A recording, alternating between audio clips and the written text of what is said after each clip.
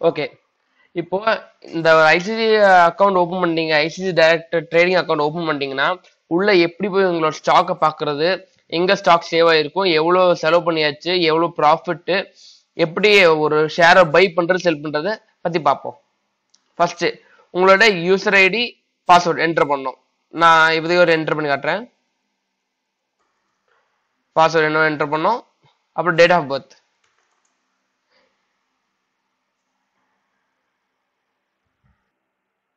Enter பண்ணதுக்கு அப்புறமேட்டு இந்த மாதிரி ஒரு ஸ்கிரீன் ஓப்பன் ஆகும். இதான் அவங்களோட ஹோம் ஸ்கிரீன். இங்க ஒரே நிமிஷம். ஓகே, இங்க வந்துட்டு இங்க சைட்ல நிறைய இருக்கும். இப்போ நம்ம பேசிக்கா ரெண்டே பார்த்தா போதும், போர்ட்ஃபோலியோ அண்ட் ஸ்டேட்மெண்ட், அப்புறம் ஈக்விட்டி. போர்ட்ஃபோலியோ அண்ட் ஸ்டேட்மெண்ட்ல தான் உங்களோட நீங்க என்னெல்லாம் வாங்கியிருக்கீங்க, ஐ மீன் என்னெல்லாம் ஸ்டாக் வாங்கியிருக்கீங்க, அதோட எவ்வளவு ஷேர்ஸ் மொத்தம் வச்சிருக்கீங்க, எவ்வளவு ப்ராஃபிட், எவ்வளவு லாஸ் எல்லாமே பார்க்க முடியும். இதுல ஈக்விட்டின்ற பட்டனை பிரஸ் பண்ணீங்கன்னா உங்களால போய் பார்க்க முடியும் என்னெல்லாம் ஸ்டாக் இருக்கு இல்லைன்னு பார்க்க முடியும். பிரஸ் பண்ணிட்டேன். இப்போ இதான் நான் ஓன் பண்ண ஸ்டாக்ஸ். இப்பவே சொல்லிடுறேன், நான் ஓன் பண்ண ஸ்டாக்ஸ் வச்சு ரெஃபரன்ஸ் எடுத்து நீங்க ஸ்டாக் அதை பை பண்ணக்கூடாது. ஏன்னா உங்களோட ஓன் ரிசர்ச் பண்ணி பண்ணணும். நானும் எப்பவுமே மிஸ்டேக் பண்ண சான்சஸ் இருக்கு. யாரோட ஸ்டாக்னு ப்ரமோட் பண்ண ட்ரை பண்ணல. ஓகே, இப்போ பாருங்க, இப்போ நான் டாடா மோட்டோர்ஸ் ஸ்டாக் வச்சிருக்கேன். அது வந்து ஆட்டோ டிபார்ட்மெண்ட்ல இருக்கு, ஆட்டோமொபைல் டிபார்ட்மெண்ட் இருக்கான தனியாக ஒரு செக்டார், அந்த செக்டார் பேர் போட்டிருக்கு, அது கீழே எல்லா ஸ்டாக் இருக்கு போட்டிருக்கான். அப்புறம் பேங்க் ஒரு வச்சிருக்கேன், பேங்கிங் அண்ட் ஃபினான்ஸ் கீழே அந்த ஸ்டாக்ஸ் எல்லாம் இருக்கு. இது பேர் ஸ்டாக். இந்த வேல்யூஸ் எல்லாம் இருக்குல்ல, இதான் என்னோட total number of shares. Okay, இது வந்துட்டு ஹோட்டல்ஸ் அதை வச்சிருக்கேன். இப்போ இது ஆவரேஜ் காஸ்ட் பிரைஸ்னா நான் என்னெல்லாம் ரேட்டுக்கு இதை கிளிக் பண்ணீங்கன்னா உள்ள என்ன எவ்வளவு ஷேர்ஸ் இருக்கு, என்னெல்லாம் ஷேர்ஸ் இருக்கு ஃபுல் டீடைல் நமக்கு தெரியும். எவ்வளவு பிரைஸுக்கு நான் ஒரு ஷேர் வாங்கியிருக்கேன், என்னைக்கெல்லாம் வாங்கியிருக்கேன்னு பார்க்க முடியும். இப்போ அதோட ஆவரேஜ் பிரைஸ் இங்க போட்டுருவான். இப்போ கரண்ட்ல மார்க்கெட்ல எவ்வளவு பிரைஸ் இருக்கு இது போடுவான். அதோட டிஃபரன்ஸ் தான் உங்களோட ப்ராஃபிட்டோ லாஸோ அதை டிட்டர்மைன் பண்றான். எவ்வளோ டிஃபரன்ஸ் இருக்கோ அந்த profit into number of shares தான் unrealised profit. Unrealised profit realised ப்ராஃபிட்டுக்கு டிஃபரன்ஸ் என்னன்னா, அன்ரியலைஸ்டு ப்ராஃபிட்னா இப்போ உங்களுக்கு ப்ராஃபிட் இருக்கு, வித்தாதான் உங்களுக்கு அந்த காசு வரும். இல்லாட்டி அந்த அடுத்த நாள் அந்த மார்க்கெட் டவுன் ஆச்சுன்னா அந்த காசு போயிடும், டவுனா காட்டும். அதான் இப்போ ரியலைஸ்டு ப்ராஃபிட்னா நான் இப்போ ஒரு ஸ்டாக் வித்துருக்கேன் பாருங்க, இண்டஸ்ட்ரியல் பேங்கோட ஒரு ஸ்டாக் வித்துருக்கேன். இப்போ 75 rupees தான் என்னோட ப்ராஃபிட். அது ரியலைஸ் ப்ராஃபிட். ஏன்னா நான் வித்து எனக்கு தெரிஞ்சு வந்த ப்ராஃபிட், அதனால ரியலைஸ்டு ப்ராஃபிட். இப்போ டோட்டலா நான் இவ்வளவு ரூபாய்க்கு ஷேர்ஸ் வாங்கியிருக்கேன், இவ்வளவு ரூபாய்க்கு வந்துட்டு ஷேர்ஸ் வித்த இவ்வளவு ரூபாய்க்கு இப்போ ஷேர்ஸோட வேல்யூ ஏறி இருக்கு. இப்போ அதோட டிஃபரன்ஸ் தான் இந்த ப்ராஃபிட்டோட காலம் போட்டுருப்பான், டோட்டல் ப்ராஃபிட். இப்போ டோட்டல் 11,000 ப்ராஃபிட் இருக்கு எனக்கு. 1.4 போட்டுட்டு 1.5 கிடைச்சிருக்கு. இதான் நார்மலா உங்க போர்ட்ஃபோலியோ பார்க்கறதுக்கு. இப்போ எப்படி ஒரு ஸ்டாக்கை ஆர்டர் பண்றது பார்க்கலாம். அப்புறம் எப்பயுமே ஸ்டாக் மார்க்கெட்ல வந்து நிறைய டிஃபரன்ஸ் இருக்கு. இது ஈக்விட்டி, இங்க வந்துட்டு இது ஃபியூச்சர் அண்ட் ஆப்ஷன்ஸ் சொல்லி ஒன்று இருக்கு. மியூச்சுவல் ஃபண்ட்ஸ், எஃப்டி, பாண்ட்ஸ் நிறைய இருக்கு. நம்ம இப்போ ஸ்டாக் மார்க்கெட் பத்தி மட்டும் தான் பாக்குறோம். இப்போ ஈக்விட்டி அதுல போய் பாத்தீங்கன்னா place order.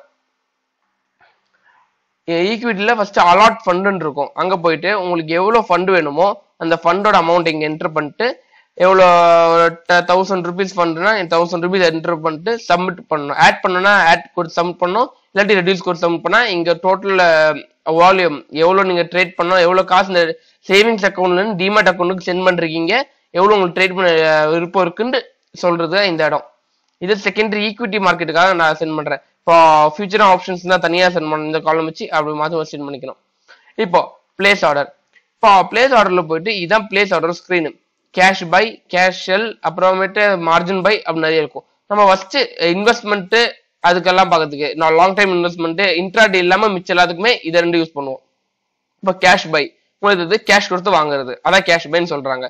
Okay, first limit பார்த்துக்கோங்க எவ்வளவு இருக்குன்ட்டு. லிமிட்ல கம்மியா இருக்குன்னா அலாட் ஃபண்ட் வச்சு நம்ம அலாட் பண்ணிக்கலாம். இப்போ என்எஸ்சியா பிஎஸ்சியா, national stock exchange, Bombay stock exchange, இது நீங்க பண்ணணும் விருப்பப்பட்டீங்களோ. நான் இப்பவே என்எஸ்சியா சூஸ் பண்ணிப்பேன்.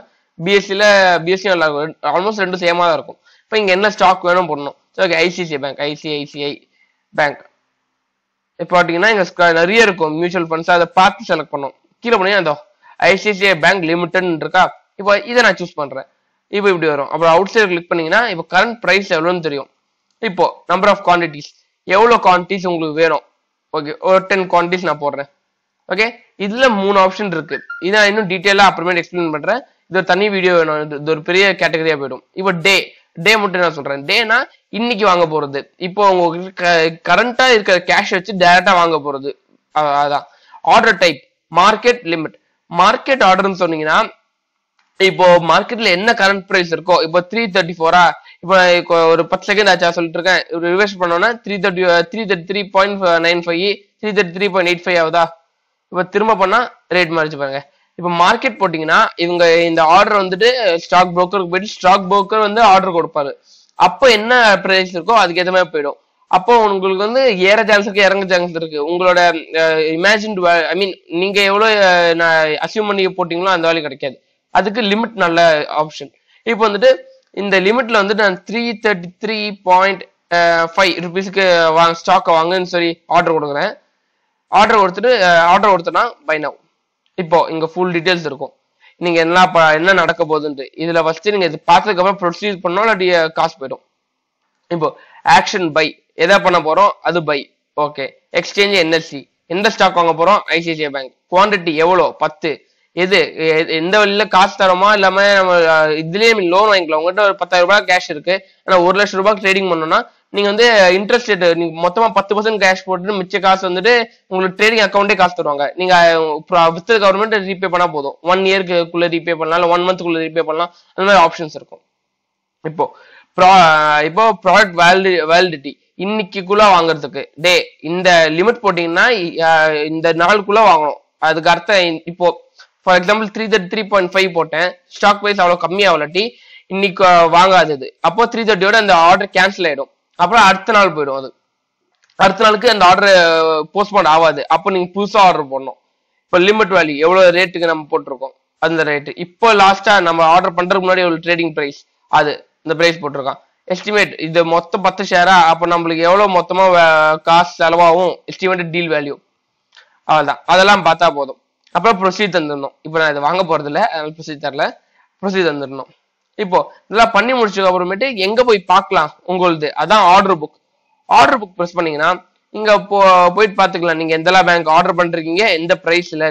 இந்த ஸ்டேட்டஸ் எக்ஸிக்யூட்டட்னா ஆயிருச்சுன்ட்டு, அப்புறம் ஆர்டர்னு ஒரு ஸ்டேட்டஸ் இருக்கும். அப்படின்னா நீங்க ஆர்டர் கொடுத்தாச்சு, ஆனா இன்னும் அந்த ரேட்டுக்கு வரல, அதனால இன்னும் அது வாங்கல. ஸ்டாக் புரோக்கர் நம்மளுக்காக இன்னும் வாங்கி தரல. அதான் மீனிங். சாரி கைஸ், அந்த வீடியோ ரெக்கார்ட் பண்ணும்போது வந்து லாஸ்ட் 3 monthsக்கு உள்ள ஆடியோ வந்து டெலிட் ஆயிருச்சு, ஏதோ மிஸ்ஃபங்க்ஷன் ஆயிருக்கு. அதில் திரும்ப ரெக்கார்ட் பண்ணிருக்கேன். ஓகே. இப்போ நம்ம வந்துட்டு ஆர்டர் புக்கை பார்த்தோம். இப்போ ஒரு ஸ்டாக் வாங்கியாச்சுன்னா அந்த ஸ்டாக் உள்ள நீங்க எவ்வளவு பிரைஸ்க்கு வாங்குனீங்க, நீங்க வந்து நிறைய வேரியேஷன் ஆஃப் பிரைஸ்ல வாங்கலாம். இப்போ ஒரு ஸ்டாக் வந்து நீங்க பார்க்கும்போது 70 ருபீஸ்க்கு இருக்கு, 70 ருபீஸ் வாங்கிட்டீங்க. ஒரு 5 நிமிஷத்துக்கு அப்புறமா 67 ஆயிடுச்சு. ஓகே, அப்போ உங்களுக்கு வாங்கணும்னு தோணுது. ஓகே, 67க்கு இன்னொரு 10 ஸ்டாக், 65க்கு வாங்கிட்டீங்க இன்னொரு 10 ஸ்டாக். அப்படியே வாங்கிட்டே இருந்தீங்கன்னா உங்களோட ஆவரேஜ் இங்க 70 இருக்க வேண்டிய இடத்துல 67 இருக்கும். பாருங்க, ஃபார் எக்ஸாம்பிள் டாடா மோட்டர்ஸ் காட்டுறேன். இதுல பாத்தீங்கன்னா ஃபர்ஸ்ட் நான் வாங்கினது 100 ஸ்டாக் வாங்கினேன். டேட்டிங் இருக்கும். 100 ஸ்டாக் வாங்கினேன். 68 ருபீஸ்க்கு வாங்கினேன். அப்புறமேட்டு 65க்கு வந்துருச்சு. ஓகே, அப்போ வந்துட்டு இன்னும் அக்குமுலேட் பண்ணலாம் சொல்லிட்டு நான் திரும்ப 30 வாங்கினேன். திரும்ப 65 இன்னும் கொஞ்சம் கம்மியாயிடுச்சு. நான் பீசஸ் தான் வாங்கலாம் இருந்தேன். அப்புறம் 20, அப்புறம் 30, மொத்தமா இவ்வளவு ரேட்டுக்கு வாங்கியிருக்கேன். ஆனா பாத்தீங்கன்னா ஆவரேஜ் 67.9 வரும். இப்போ வந்துட்டு இதுதான் புரோக்கரேஜ் ரேட். இப்போ ஒரு புரோக்கர் வந்துட்டு நீங்க எவ்வளவு ஸ்டாக் வாங்குறீங்களோ அதுக்கு ஒரு பெர்சன்டேஜ் கமிஷன் எடுப்பாங்க. அந்த கமிஷனோட ரேட் 29.53 ருபீன்னு சொல்றது. இந்த மொத்தம் 100 ஸ்டாக்ஸுக்கு அவ்வளவு எடுத்திருக்காங்க. இப்போ டிரான்சாக்ஷன் சார்ஜஸ் வந்துட்டு 0.15 ருபீஸ். இந்த மொத்தமா சேர்த்து தான் அவங்க வந்துட்டு ஐ மீன் இப்போ இந்த எல்லா பிரைஸையும் ஆட் பண்ணிட்டு இந்த பிரைஸ் எல்லா பிரைஸும் சேர்த்து தான் ஒரு ஆவரேஜ் பிரைஸ் எடுப்பாங்க. அதான் இந்த 67.91. ஓகே, இப்போ கரண்ட் மார்க்கெட் பிரைஸ் வந்து 75.90 ருபீஸ். அப்போ வேல்யூ ஆஃப் காஸ்ட் நான் வாங்கும்போது எவ்வளவு ரூபாய் இருந்துச்சு, இப்போ மார்க்கெட் வேல்யூக்கு அதே 180 ஷேருக்கு எவ்வளவு வேல்யூ இருக்கு, சேஞ்ச் எவ்வளவு இருக்கு. இது அன்ரியலைஸ்டு ப்ராஃபிட் சொல்லுவாங்க. அன்ரியலைஸ்டு ப்ராஃபிட்னா நீங்க வந்துட்டு இன்னும் ஷேர் வந்து விற்கல. ஐ மீன் உங்ககிட்ட கேஷ் இருக்கு ஆனா கையில இல்ல, கிரெடிட் கார்டு மாதிரி கேஷ் இருக்கும் ஆனா யூஸ் பண்ண முடியாது உங்களால. இந்த செல் பண்ணா மட்டும் அந்த கேஷ் வந்து உங்க அக்கௌண்ட்டுக்கு வந்து டிரான்ஸ்பர் ஆகும். இப்போ இந்த 180 ஷேர் நான் வித்துனா 1400 ருபீஸ் ப்ராஃபிட் வரும் சொல்ல வரான். இந்த எவ்வளவு பெர்சன்டேஜ் தான் unrealised profit or loss. Okay, இப்போ நான் இண்டஸ் பேங்க் வாண்டி வித்திருந்தேன், கொஞ்சம் ரேட் ஏறணும் சொன்னப்போ. அப்போ வந்துட்டு ரியலைஸ்டு ப்ராஃபிட் செக்ஷன் வந்துட்டு எனக்கு 1200 ருபீஸ் வந்திருக்கு. என்னன்னா நான் சேல் பண்ணதுனால எனக்கு எவ்வளவு ருபீஸ் வந்து டெபிட் ஆயிருக்கு. என் அக்கௌண்ட்டுக்கு கிரெடிட் ஆயிருக்கு, சாரி கிரெடிட் ஆயிருக்கு என் அக்கௌண்ட்டுக்கு, அந்த ருபீஸ் இங்க இருக்கும், இவ்வளவு என் ப்ராஃபிட் எடுத்திருக்கேன் அர்த்தம். ஓகே, அதான் இங்க. இப்போ ட்ரேட் புக்னு ஒண்ணு இருக்கும். இப்போ உங்களால அதுல எதுவும் பார்க்க முடியாது, காட்டுறது இருக்கும் ட்ரேட் புக். இங்க என்ன வரும்னா நீங்க எல்லா ஸ்டாக் வாங்குனீங்க இருக்கும், என்ன ஆச்சு எக்ஸிக்யூட்டட் ஸ்டாக்ஸ் எல்லாமே இதுல இருக்கும், எவ்வளவு குவான்டிட்டி, எவ்வளவு பிரைஸ், டோட்டல் பிரைஸ் எவ்வளவு, இன்னைக்கு மொத்தமா நீங்க எவ்வளவு செலவு பண்றீங்கன்னு இதுல பார்க்க முடியும். இதுல இல்ல. ஓகே, இப்போ ஒரு ஸ்டாக் எப்படி செல் பண்றது பார்க்கலாம். செல் பண்றது ஆர்டர் பண்றது சேம் வரதான். ஈக்விட்டி போயிட்டு பிளேஸ் ஆர்டர், அங்க போயிட்டீங்கன்னா கேஷ் பை நம்ம எல்லாம் பண்ணிட்டோம். இப்போ கேஷ் செல் இருக்கு, அவ்வளவுதான், சிம்பிள். இப்போ cash T+2 days pay out இருக்கு, ஏடிஎம் இருக்கு. ஏடிஎம் ஆனா இப்போ நம்ம cash T+2 days pay out பார்க்கலாம். அது எப்படின்னா நீங்க வித்தோட்னா கேஷ் வந்துட்டு 2 நாளுக்குள்ள, இன்னைக்கு சேர்த்து இன்னும் 2 நாள் அதுக்குள்ள உங்க அக்கௌண்ட்ல வந்து டெபிட் ஆயிடும். அதுதான் இந்த T+2 days பே அவுட் சொல்றாங்க. ஓகே, இப்போ எதுக்கு எந்த எக்ஸ்சேஞ்ச் விற்க போறீங்க, என்எஸ்சியா பிஎஸ்சியா செலக்ட் பண்ணோம். அப்புறம் எவ்வளவு ஷேர் அலோகேட் பண்றீங்க, ஆனா அதை கிளிக் பண்றதுக்கு முன்னாடி நீங்க எந்த ஸ்டாக்னு மென்ஷன் பண்ணிருக்கணும். இப்போ நான் ஐசிஐசிஐ பேங்க் பண்றேன். ஐசிஐசிஐ பேங்க் நிறைய இருக்கும், ஆனா நீங்க பாஸ் செலக்ட் பண்ணணும். பாருங்க ஐசிஐசிஐ பேங்க் லிமிடெட் செலக்ட் பண்ணிட்டேன். இப்போ வந்து இது கரண்ட் பிரைஸ் இவ்வளவு பிரைஸ் இருக்கு. இப்போ அலோகேட் ஷேர் மொத்தம் எவ்வளவு ஷேர் நல்ல செல் பண்ண முடியும், எவ்வளவு ஷேர் வச்சிருக்கணும், 112 rupees, 112 ஷேர்ஸ், சாரி. இப்போ எவ்வளவு நான் விஷ் பண்றேன் செல் பண்றதுக்கு, ஒரு 10 ஷேர். அப்புறம் டே எந்த பிரைஸ்க்கு விற்கணும்னு நினைக்கிறேன், இப்போ 335 340 போகும் நான் எஸ்டிமேட் பண்றேன். நான் டெக்னிக்கல் அனாலிசிஸ் வழியா கண்டுபிடிக்கிறேன் 340 தாண்ட சான்சஸ் இருக்குன்னு சொல்லிட்டு. அப்ப நான் 340 rupees போட்டுட்டு செல் நாவும் போட்டுருவேன். ஆக்சுவலி நான் இப்போ விற்க போறதில்ல, இப்போ மார்க்கெட் க்ளோஸ்டு டைம், இப்போ விற்க மாட்டேன், அதை இன்னும் ஹோல்ட் பண்ணி வச்சுக்கிறேன். ஓகே, இப்பதான் செல் பண்ணோம். இப்போ இதுல இருந்து மார்ஜின் பை மார்ஜின் செல் நிறைய இருக்கும், அதெல்லாம் நம்ம இன்னும் டீட்டெயிலா இன்னும் டீப்பா படிக்கும்போது பார்த்துக்கலாம். இப்போதைக்கு இதான் basic overall view. Okay okay guys, இது வந்து நம்ம நார்மலா ஒரு ட்ரேடிங் அக்கௌண்ட் ஓப்பன் பண்ணா எப்படி வாங்கணும் விற்கணும், என்ன ஆர்டர் பண்ணா எப்படி பார்க்கணும்னு பார்த்துட்டோம். இனி அடுத்த செஷன்ல வந்துட்டு கொஞ்சம் பேசிக் டெர்மினாலஜிஸ் பார்க்கலாம். எப்பயுமே ஃபவுண்டேஷன் நல்லா ஸ்ட்ராங்கா போட்டாதான் அதுக்கு மேல போகும்போது நல்லா சூப்பரா கத்துக்க முடியும். ஃபவுண்டேஷன் எல்லாம் கத்துக்கிட்டாலே நீங்களே ஃபுல்லா டெவலப் பண்ணிக்கலாம். உங்க ஐடியாஸ் எப்படி பண்ணோம், எப்படிலாம் நடக்குதுன்னு நீங்களே புரிஞ்சுக்க ஆரம்பிக்க முடியும். இப்போ ஃபவுண்டேஷன் முக்கியம், அதனால நான் ஸ்டெப் பை ஸ்டெப்பா பொறுமையா போறேன்.